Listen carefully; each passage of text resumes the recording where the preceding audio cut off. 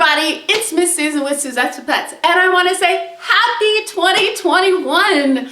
I am super excited about the year of 2021.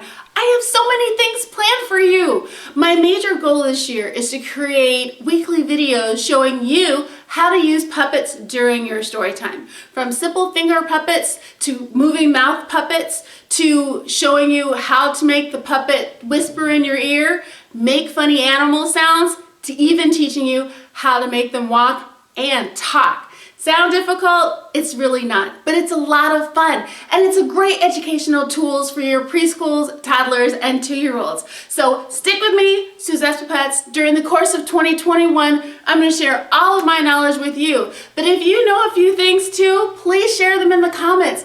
I'm looking to learn also. And if you know of someone who would be totally interested in trying out puppets during their story times or their circle times in their preschool classroom, daycare classrooms, kindergarten classrooms, or definitely at their libraries like I do at my library, please share with them to follow me on Facebook, Instagram, and on YouTube.